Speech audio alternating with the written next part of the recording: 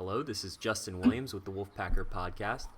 I'm joined this morning, as always, by co-host Matt Carter, and we're going to break down NC State's 80-69 road victory. It's the Wolfpack's fifth straight win to end, potentially, the regular season. NC State's final, originally scheduled regular season finale at home against Virginia Tech was canceled Wednesday afternoon, just hours before tip-off, so this very well could be NC State's final game of the regular season. But before we get too far into this episode and break down the game and look at the big picture implications, this podcast is brought to you in part by JFQ Lending.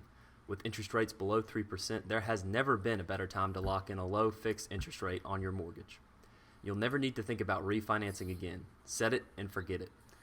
And with JFQ Lending, you are guaranteed to get the highest level of customer service. They have an A-plus rating with the Better Business Bureau and over 3,000 5-star reviews. Give Gage Kistner a call today at 480-401-1681 or email Gage directly at gkistner@jfqlending.com. That's the letter G, K-I-S-T-N-E-R @jfqlending.com. JFQ Lending, Inc., Equal Access Lender, licensed in over 40 states, www.jfqlending.com. And while you're at it, head over to thewolfpacker.com and use promo code PACK60. That's promo code PACK60 for a free 6-day trial on all of our premium content, news, and analysis. A popular premium story yesterday was candidates to potentially replace the lost Virginia Tech game. So if you want to read that story, it's a premium story up at thewolfpacker.com. Great excuse to use that promo code PACK60 to get that free 60-day trial so you can access that information and see what potential options could be out there for the Wolfpack if they wanted to schedule one last regular season game this weekend. Of course, please remember to subscribe, rate, and review this podcast wherever you listen to us. We're on Apple Podcast apps, Spotify, Google Play, pretty much everywhere you listen to podcasts, and plus you can always stream us on thewolfpacker.com. And if you're watching us on our YouTube channel, please subscribe to our channel and give this video a thumbs up.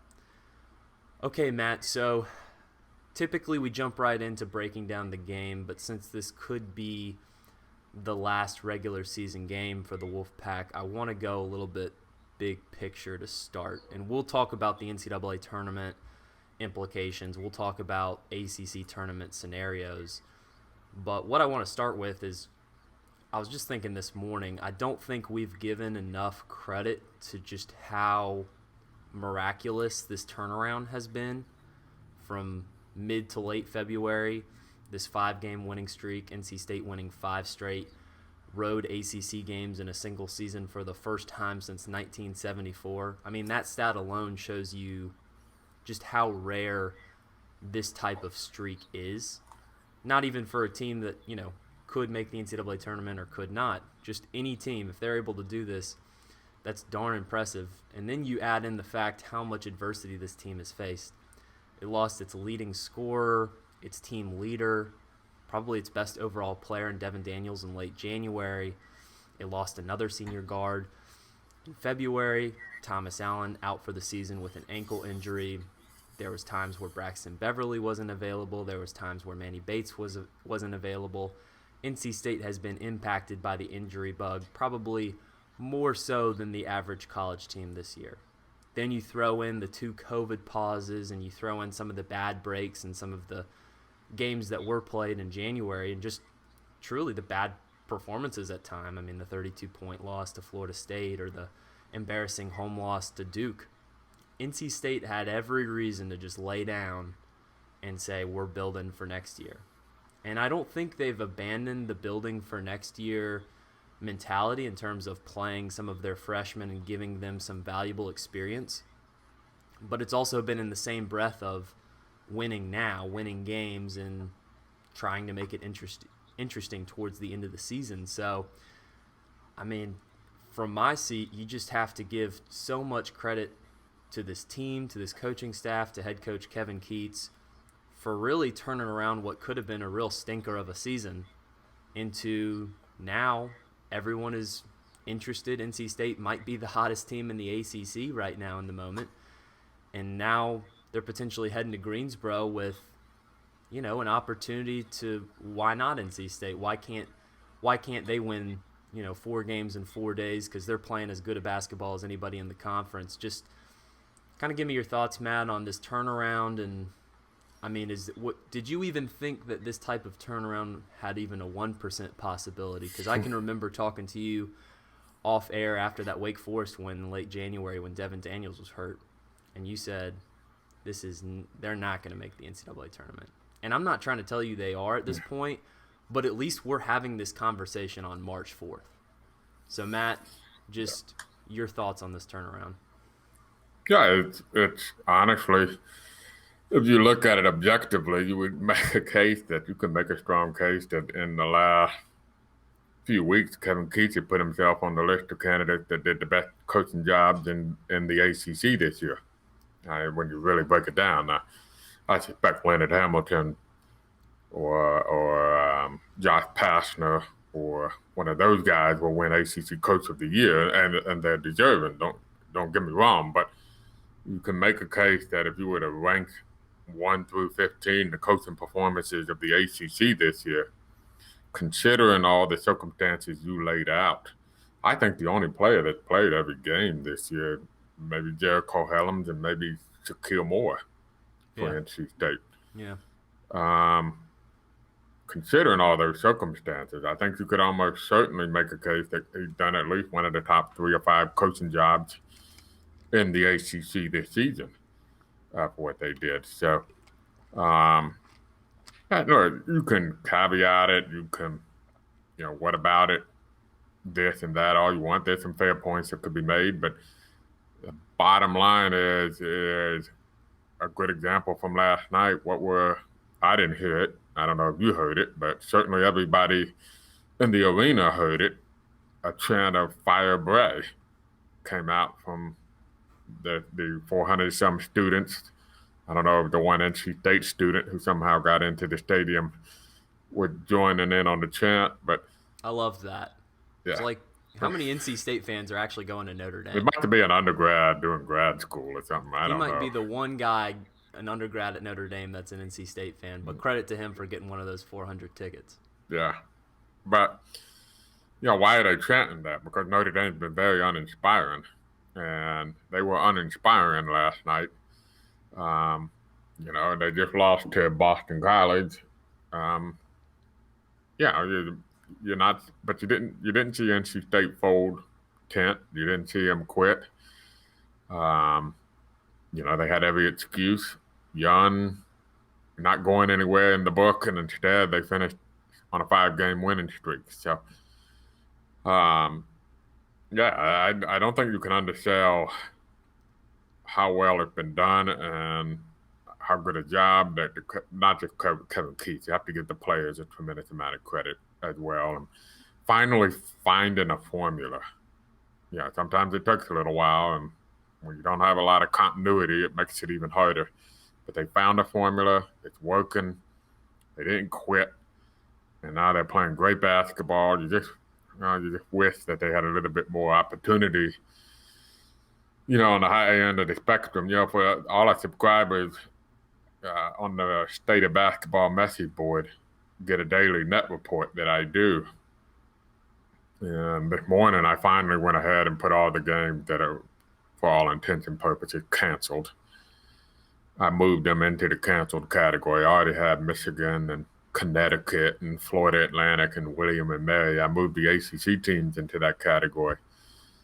And you look at the list of canceled games in the net standings for NC State: Michigan number 3, Connecticut number 33, Georgia Tech number 38, Virginia Tech number 46, Louisville number 50. That's 5 top 50 games. 3 of them would have been at home that were lost for NC State. And that, man, you just wish you had some of those games back. And 3 of them would have been quad 1 opportunities, with Virginia Tech and Georgia Tech at home being quality quad 2 options in terms of NCAA tournament, from a resume perspective. But, if you're a Wolfpack fan, I think this team resembles exactly what kind of the identity of, the history of NC State basketball is, that 1983, NCAA championship team that, survive and advance. That type of mentality, that never quit mentality, that keep fighting no matter what happens. I mean, if I recall correctly, there was a lot of adversity that they faced in that season. And so, look, I mean, I'm not trying to say that this team should be in the same breath as that team yet. They'd have to have an even more miraculous run in March to be in the same breath. But it's kind of got that feel of just keep fighting, don't listen to the outside talk, just put your head down, keep believing. And Keats has said multiple times over these past games that, this team has bought in. And it just really shows. It seems like the body language, the team chemistry, the bench being so energetic. I mean, all these things play a factor in NC State's turnaround. And you couldn't really say those types of things pretty much leading up to that 16-point loss to Duke at home.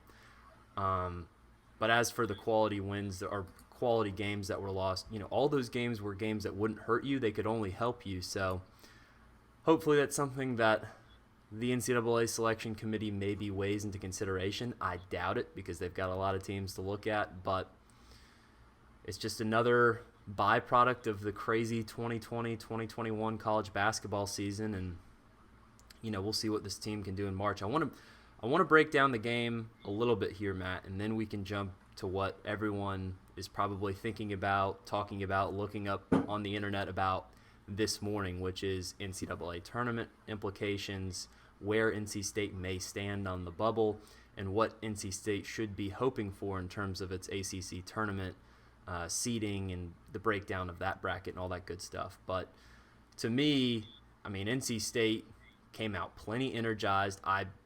Keats didn't admit it. He said he didn't talk to his team about the canceled game on Saturday before this road game against Notre Dame, but he also admitted he knows all of his players have cell phones. They're on social media. They knew it. Cam Hayes admitted it. They knew it. They talked about it before the game. And I thought this team came out energized like a team that knew this could very well be the last opportunity to show something before they go to Greensboro. And I thought that energy really translated to the court last night. NC State came out swinging with that run that put them up, I think, 10 points early on in that game. I know Notre Dame fought back at times, and they can hit some threes, which ultimately kept them in this game. But NC State grew a lead as large as 19 points late in the second half. And, I mean, I don't even think the final score truly reflects how dominating of a performance this was from the Wolfpack. It's not like they destroyed Notre Dame on the boards. I think Notre Dame actually out-rebounded NC State. I think Notre Dame even kept pace or potentially even outscored them in points in the paint. But it was really the freshman guards that won this game, which is kind of the complete opposite of what happened in the home Pittsburgh win, where the veterans really had to step up to win a sloppy, ugly game against a struggling Pittsburgh squad. Complete opposite last night. Cam Hayes, career-high 20 points. Darion Sebron, career-high 17 points, 13 rebounds. I think that's his first double-double of his career. And those freshman guards were fearless. They were committed to going to the rim. They let the game come to them. They didn't turn the ball over. I mean, I know we've been saying this a lot recently, but once again, I think collectively of the three freshman guards, including Shaquille Moore, I thought that was their best collective performance of the season last night in South Bend. Oh, yeah, I don't think that's even close. True. Yeah, it was a reversal. Not that the veterans played bad. Actually, I mean, Jericho Helms had a good game. Manny Bates blocked 3 shots. Beverly continued to do well coming off the bench.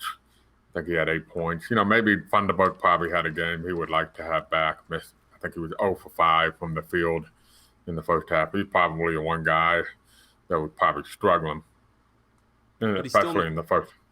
But he made his presence felt on the defensive end. Yeah, had a couple of block shots. But yeah, there's no question. This was the freshman guards. And yeah, what you want to see is reason to believe that as they get older and more experienced and start to take over the team, which will probably happen next year, that they'll be capable of handling that. And, let's be blunt, Notre Dame is a poor defensive team. They have been all year. So it would have been a very disappointing development if they struggled offensively against Notre Dame. outside of just missing shots that you normally would make. And they didn't. And that shows you that they're doing what they're supposed to do. And then they took it a step above that and did it really well. Hayes and Sebron were the two best players on the court last night. Shaquille Moore played well too, by the way. 8 points off the bench. I think he had 5 straight points. And what I called the play of the game was when he had those 5 straight points that NC State took a game where they had a modest lead into a game where they were going to have a big lead after he had those two baskets in a row. One with a 3, kind of on a pull-up with a little screen behind Manny Bates. So, yeah, they were great. They completely controlled the game. That's evident.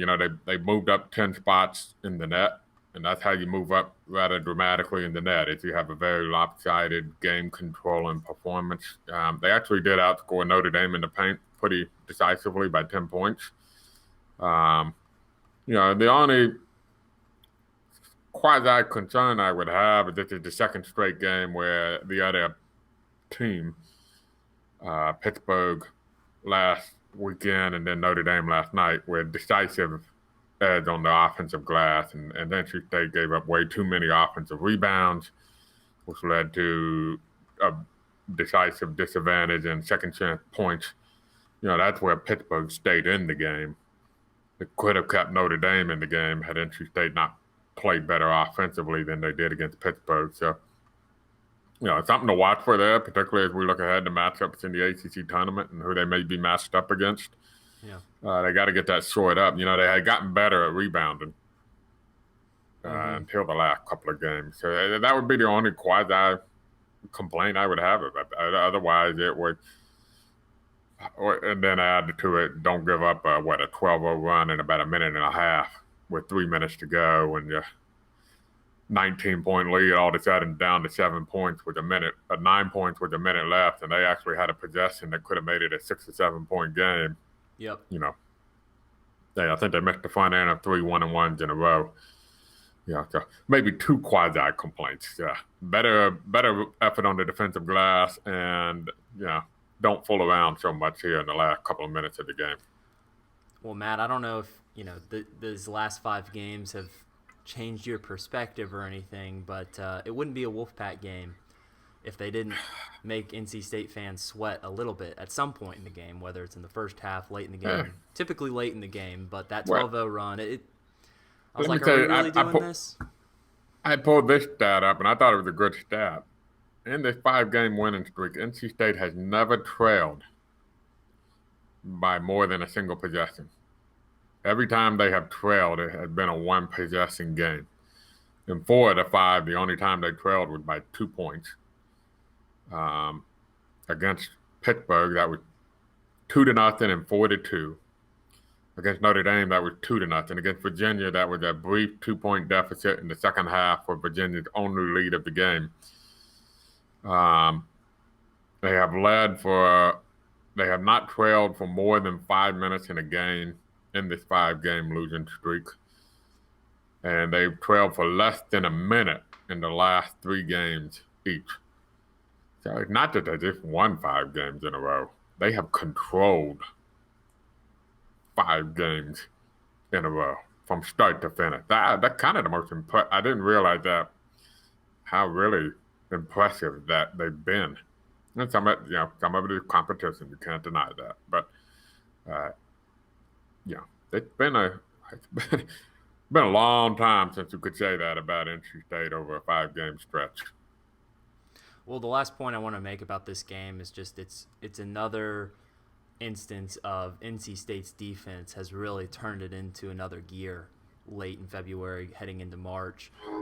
We can talk about how bad of a defensive team Notre Dame is, but as equally as bad as they are on defense, they're a pretty strong offensive team. I think they were entering this game, they were top 20 in Ken Pom efficiency for adjusted offensive efficiency. They're a team that can make threes.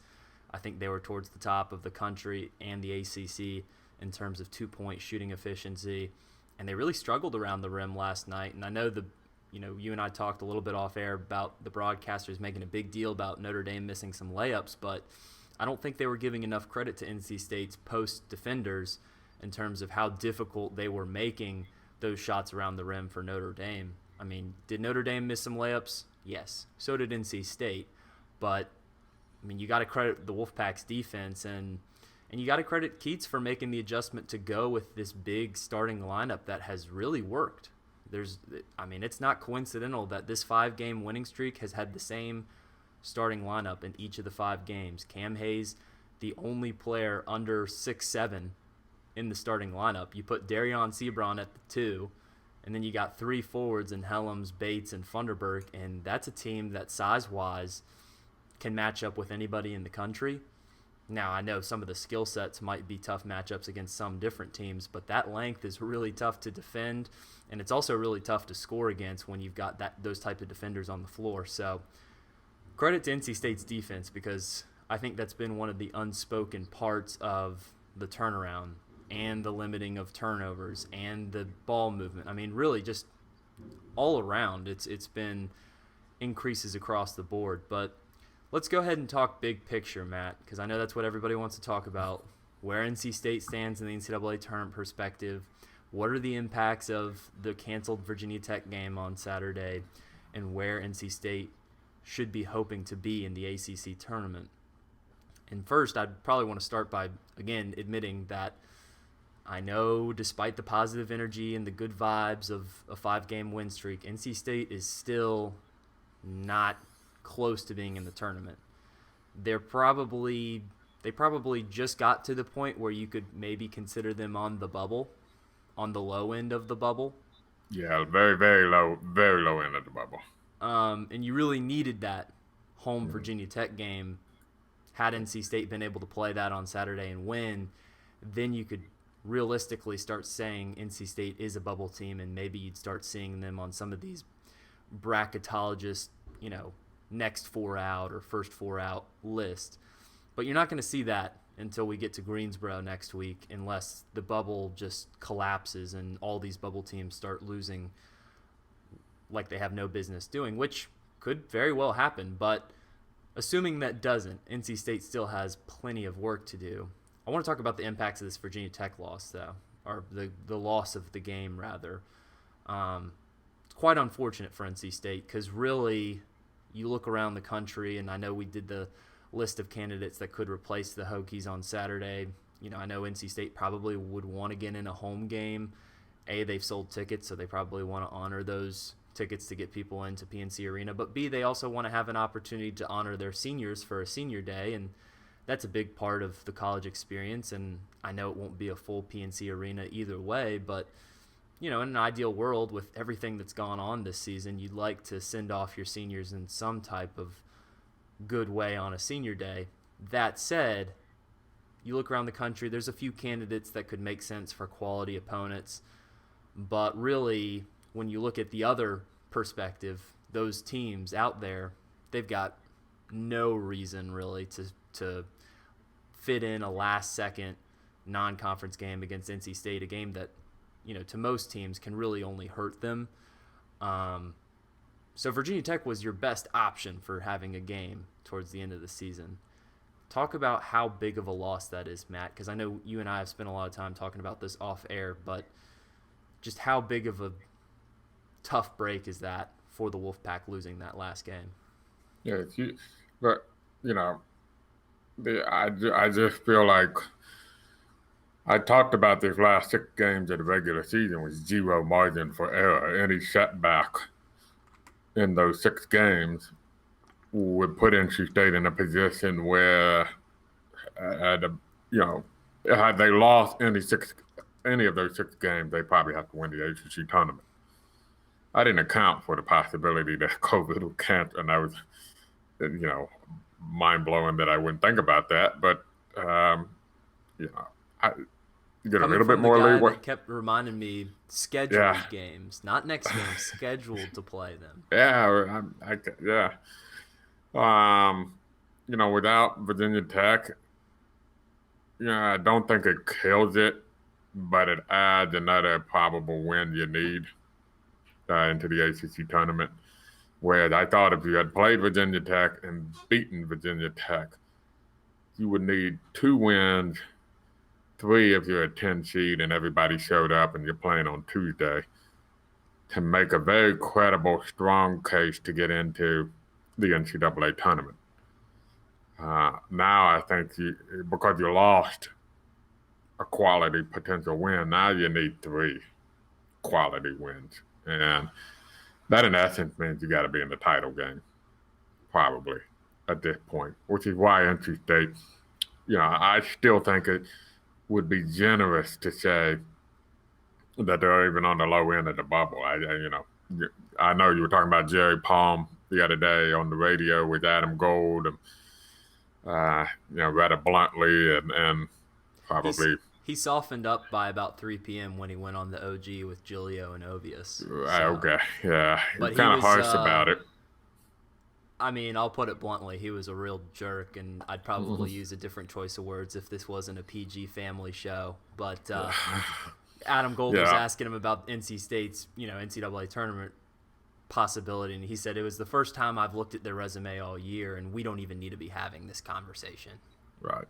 And I think that, beating a Notre Dame on the road isn't going to improve that resume a whole lot, right? And when you take the non-objective, the objective, non-biased look at it, like people like a Jerry Palm and a Joe Lenardi and all the others, they're not putting NC State on their team to watch list right now. In fact, NC State only 3-2 in quad 2, 1-6 in quad 1.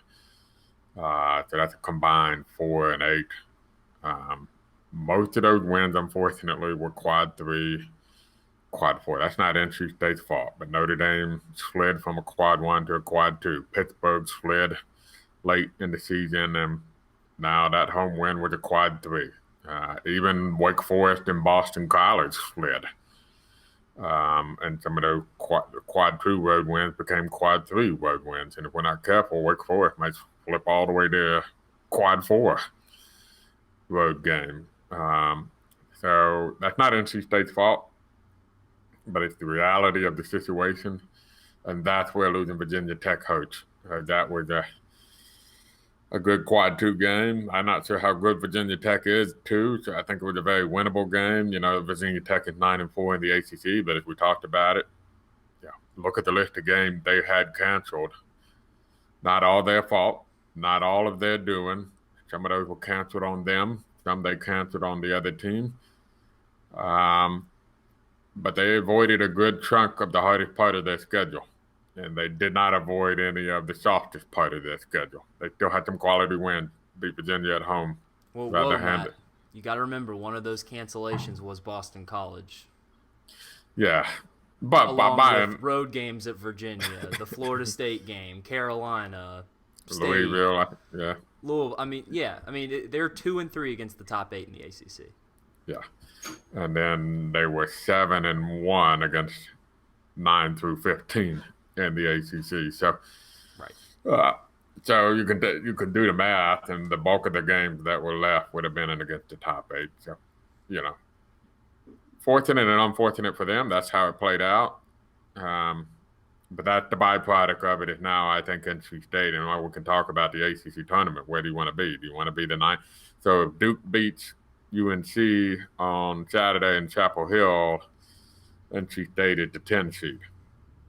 Probably playing UNC as the 7 seed. I don't know the exact layout of who the 7 seed would be.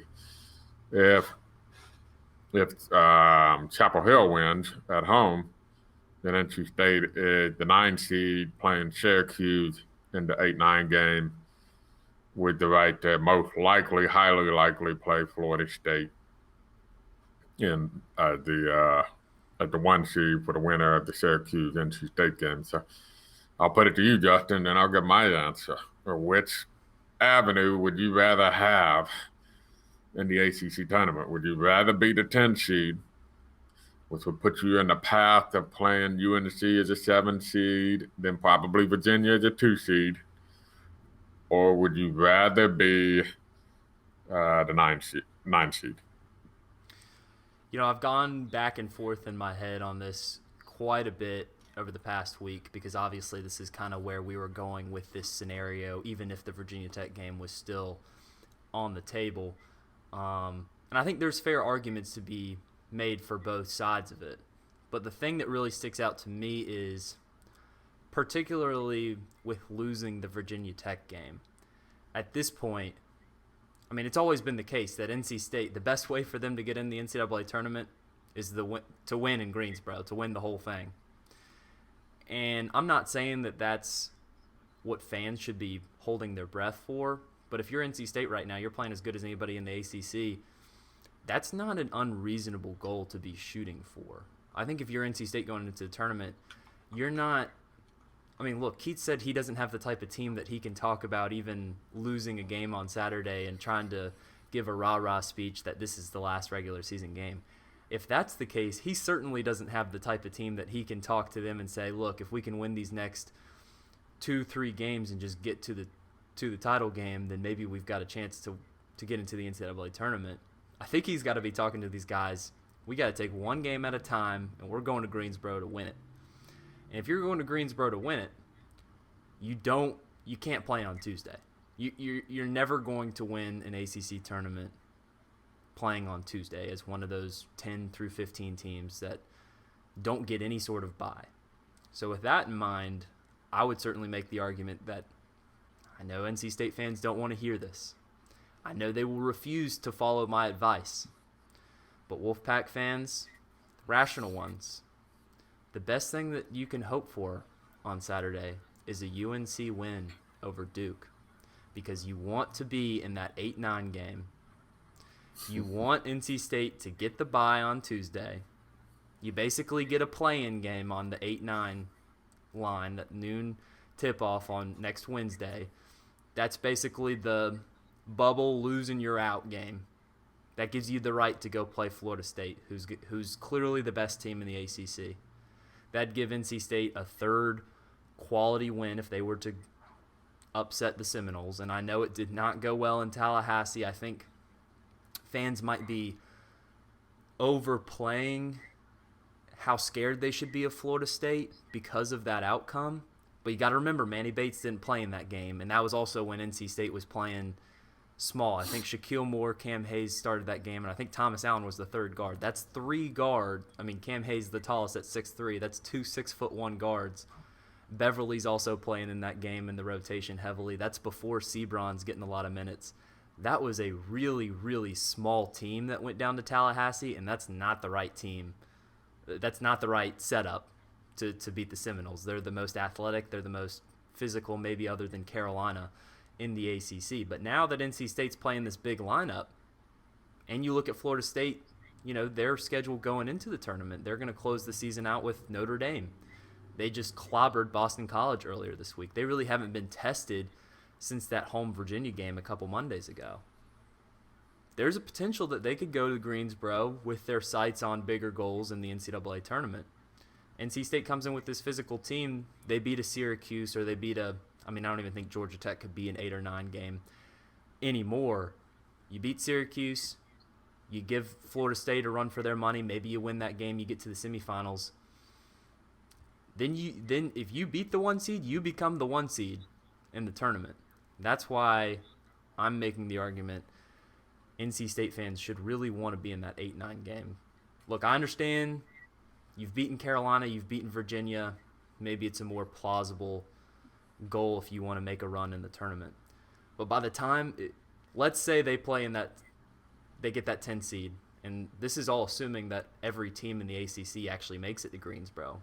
If you could tell me right now that there's going to be one team that opts out of the tournament, and that means that the 10 seed no longer has to play on Tuesday, I'd maybe start to hear the argument a little bit more for maybe NC State being that 10 seed. But that's not a guarantee. I think the ACC is trying to get all 15 teams to Greensboro because they're selling tickets for all these games, and they want to be able to honor all of them. But because you'd have to play on Tuesday as the 10 seed, even if they were to go on and beat Carolina, even if they were to go on to beat Virginia, by the time you get to the semifinals, that's your 4th game in 4 days. And we've already said, look, you lost that Virginia Tech game. Even if you win Tuesday, you beat Carolina, you beat Virginia, that's still probably not enough to get you in. So that's why I think get that 8-9 game, get a few different quality wins on that resume. And plus, you avoid that Tuesday matchup that's going to kill your legs if you're going to make any type of run for a tournament victory. I'll take the other side. Sorry. I just, even if you have to play the 10-15 game, which I get, that's full of pitfalls. No question about that. So you have to be careful there. And I believe the way the neutral court is set up, it'll be a quad 3 game.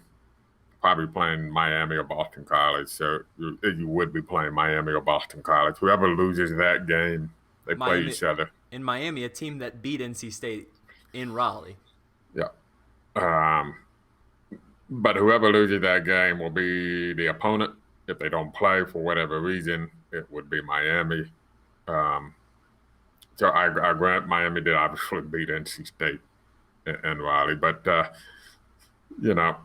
here's the way I view it. One, it may not stay like this, but it would be hard for UNC to fall that much if they're the 7th seed right now. And I hope I'm getting all this right. There could theoretically be another team that could be the 7th seed. But we're operating under the assumption that UNC is the most likely 7th seed, which means they would have lost to Duke. So they almost certainly would be the 7th seed. Here's the way I look at it. They would be a quad 1 game. They're 45 in the net. I don't think, unless they got blown out, they won't fall all the way out of top 50 by losing to Duke. And unless they got blown out by NC State, they wouldn't fall out of the top 50. It would be very borderline. But UNC is a bubble team. And I don't think Syracuse is really a bubble team yet. I think Syracuse needs a few wins in the ACC tournament. I think I saw this morning where the odds of them making the tournament are less than 30% based on the resume they have right now. But if it's above 20, I'm calling them a bubble team. But my point is you get more points for beating UNC than Syracuse. And under this scenario, that would mean UNC would have ended the year with 3 losses in a row. All of a sudden, NC State may be able to have the head-to-head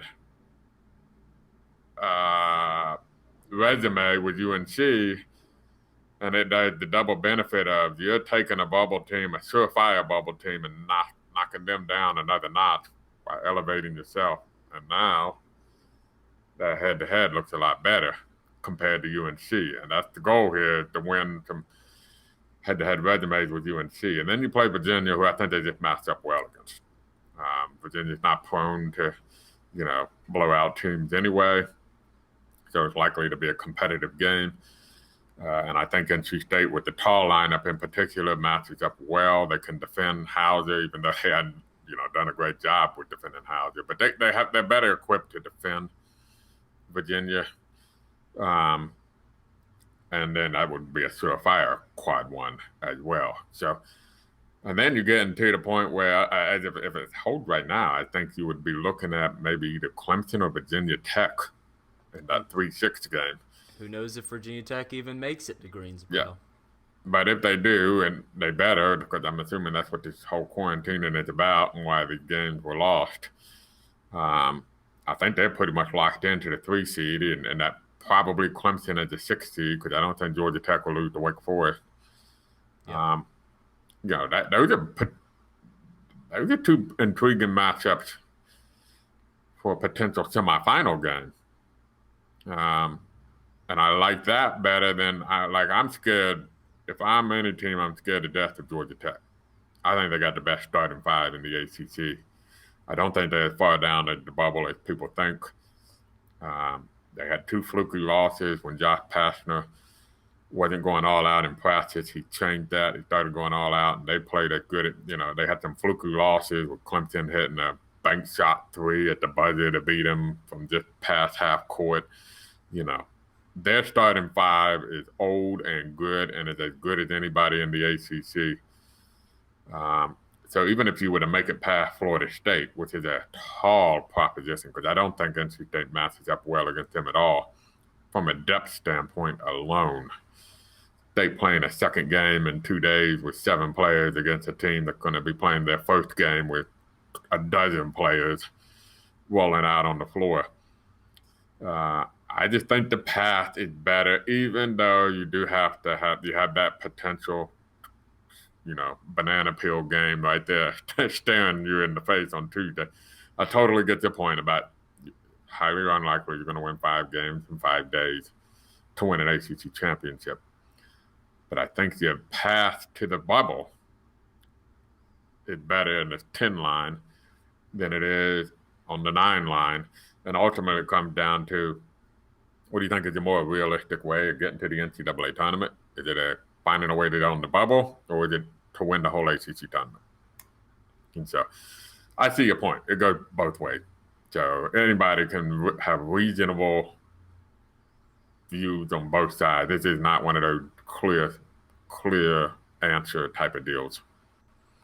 Yeah, I mean, like I kind of mentioned, if you were to tell me right now that at least one ACC team will not show up to Greensboro, which would then make the 10 seed get that at least single bye, not have to play on Tuesday, I would be pretty 50-50 in terms of, okay, NC State, if they get the 10 seed, it's no big deal. It's pretty much 6-1, half dozen the other of them getting the 8-9 game. But as it currently stands now, I mean, even if you get to that semifinals game, whether it's against Virginia Tech or Clemson, if you're playing Virginia Tech in the semifinals in this theoretical and NC State still had to play on Tuesday, you're looking at an NC State team that would be playing their 4th game in 4 days versus potentially a team in Virginia Tech that would be playing its 2nd game in 2 days. That's a huge difference, and you already mentioned that depth problem. I mean, as good as NC State has been recently, that's one thing that has hurt, that hasn't reared its ugly head yet, but very well could in a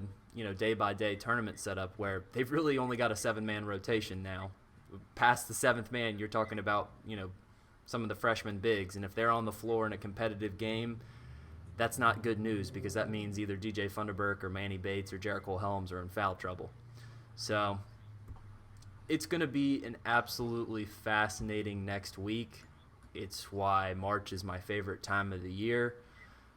Thank goodness NC State has turned this thing around, because it's made this thing a whole lot more interesting than if we're talking about, playing for moral victory points heading into next year. And, had NC State not gone on this tear, they'd be guaranteed to be playing a game on Tuesday with, a very long shot, no shot of playing their way into a bubble contention without winning the whole tournament. So we'll see. We'll see. I think NC State's coming into Greensboro as hot as anybody in the ACC, with like you mentioned, with the exception of maybe Georgia Tech. I agree with your thoughts on Georgia Tech. I think they're an underrated ACC bunch. I wouldn't sleep on them to win the whole tournament, as I know you agree with me off air about. But we'll see. We'll have plenty of coverage on the Wolfpacker.com about Greensboro, bubble conversation, what's going on with NC State. Could they reschedule a game this weekend? That's still a possibility. I know they're going to try. It's just a matter of how feasible it's going to be to find an opponent at this time of the year. It'd be another conversation if this was happening in January, but early March, all these teams are heading to their conference tournaments. They're trying to be healthy. They're trying to be COVID-free, go into the NCAA tournament, and it's probably not on the top of anybody's list to go out of their way to make a road trip to Raleigh just to fit in an extra game for the heck of it. But anyways, please remember to subscribe, rate, and review. Oh, let's do game balls. We got into this whole bubble conversation without doing our main feature. We got to do our game balls. So, Matt, I think it's quite clear who those two are going to go. Yeah, we don't have to really go into it. I'll give it to Darion Seaborn, and you can give it to Cam Hayes. How about that? Fair. I mean, that'll be my 3rd time giving it to Cam Hayes in 4 games. So I don't hate that. So yeah. All right. Well, as I was going to say, subscribe, rate, and review this podcast wherever you listen to us. We're on Apple Podcasts, Spotify, Google Play, anywhere you listen to podcasts, and you can always listen to us on thewolfpacker.com. If you're watching us on YouTube, please subscribe to our YouTube channel. Give this video a thumbs up so that other Wolfpack fans can see this video, appreciate it just like you are right now. Follow us on social media. You can follow our main account at The Wolfpacker. You can follow me personally at Justin H. Will. Give us a like on Facebook, NC State Wolfpack on thewolfpacker.com. And of course, please use that promo code PACK60 for a free 60-day trial on the Wolfpacker.com. Have some great premium content this week, and plus I'm sure we'll have some more premium outcome scenario type stories in the week ahead going to Greensboro. So use that promo code PACK60, get that free 60-day trial, because it's the best time of the year to have it, in my mind. But for Matt Carter, this is Justin Williams, and this has been the Wolfpacker Podcast.